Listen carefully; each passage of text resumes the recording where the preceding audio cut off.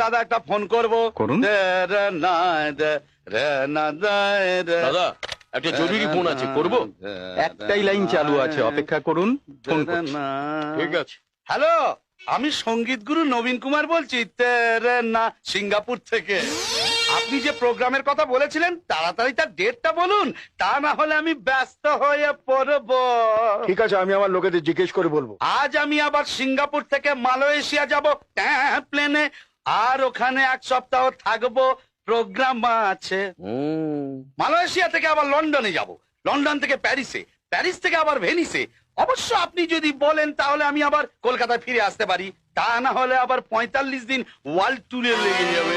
দুর্মশাই, আপনাদের মতো গায়কদের আমার দরকার নেই। হ্যাঁ, কত সময় পুরো কেস কেচিয়ে গেল। কত হলো দাদা? হ্যাঁ, 6 টাকা। ছি ছি ছি ছি ছি ছয়। হ্যালো, আমি বিশ্বনাথ বলছি, আমেরিকা থেকে। ইয়েস ইয়েস, যখন বম ফেটেছিল তখন আমি আমেরিকায় ছিলাম। জর্জ বুশকে আমি ফোনে প্রথমে জানিয়েছিলাম। ওরে বাবা, কেউ আমেরিকা বলছে, কেউ লন্ডন বলছে। দাদা, হ্যাঁ, এই সব ঢপের কথা শুনে আপনি কিছু মনে করছেন না তো? দূর দূর, হ্যাঁ। আমি কেন মনে করতে যাব? হ্যাঁ। গত 10 বছর ধরে এই একই ঢপবাজির কথা শুনে আসছি।